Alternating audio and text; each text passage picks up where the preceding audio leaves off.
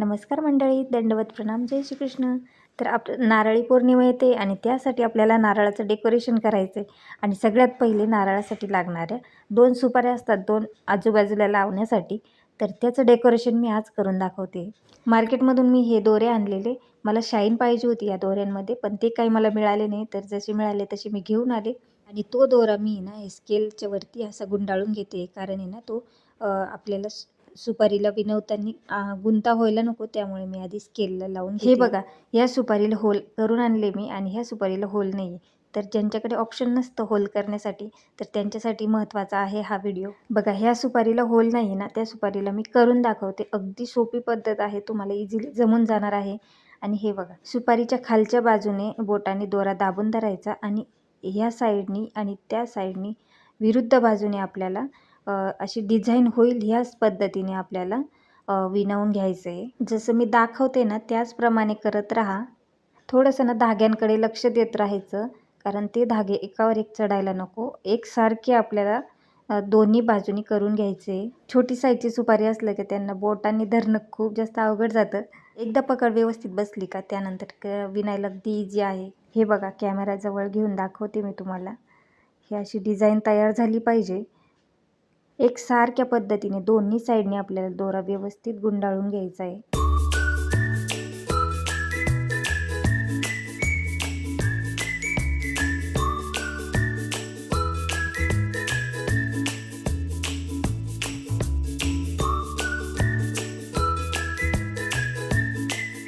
हा पिवळ्या कलरच्या दोऱ्याचं काम आता आपलं झालंच आहे. तर त्यानंतर आपल्याला आहे ना निळ्या कलरचा दोरा पिवळ्या कलरला दोघांना आपसात गाठ मारून घ्यायची आहे. त्यानंतर पुन्हा आपल्याला सुरुवात करायची आहे. जशी आपण पिवळ्या कलरचे दोऱ्याचे आपण विणकाम केलं आहे त्याच पद्धतीनं आपल्याला निळ्या कलरचे सुद्धा करून घ्यायचं आहे.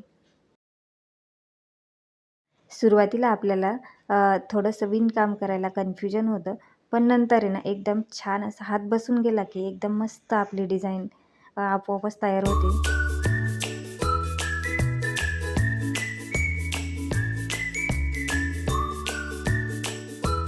आता हा निळ्या कलरच्या दोऱ्याचं सुद्धा आपलं काम झालेलं आहे. कैचीने दोरा कापायचा आणि त्यानंतर आपल्याला पांढऱ्या कलरचा दोरा त्याला जोडायचा आहे. हा दोरा घेतला आहे मी. तर दोन्हींना एकमेकांना गाठ बांधून घ्यायची. त्यानंतर पुन्हा आपल्याला आधीसारखी सुरुवात करायची आणि सुपारीत आता जेवढी जागा रिकामी ना तेवढी पण आपल्याला पांढऱ्या दोऱ्याने कवर करायची. असे आपले एका सुपारीला 6 बॉक्स तयार होणार आहे. एका कलरचे 2 बॉक्स असणार आहे. हे काम करण्यासाठी फक्त 10 मिनटं काढा तुम्ही. इतकं छान दिसेल तुमचं ह्या वर्षीचं नारळी पौर्णिमेचं नारळ. आणि नारळावरती ह्या सुपाऱ्या कशा जोडून घ्यायच्या हे सुद्धा मी तुम्हाला सांगणार आहे. नवीन एका मोठ्या व्हिडिओमध्ये मी तुम्हाला सांगेल. आज माझ्याकडे इतका वेळ नव्हता की मी नारळसुद्धा विणवून घेईल. आज फक्त दोन्ही सुपाऱ्या मी कवर केलेल्या आहे. दाखवल्याप्रमाणेच करून घ्यायचे आहे ना सोपी पद्धत. नक्की करा तुम्ही.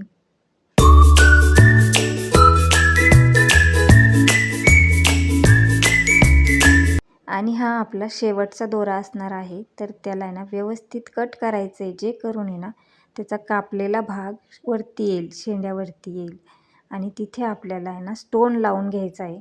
स्टोन लावल्यानंतर आहे ना जो कापलेला दोरा आहे ना तो पण झाकला जाईल आणि सुपारी अजूनच आकर्षक दिसेल.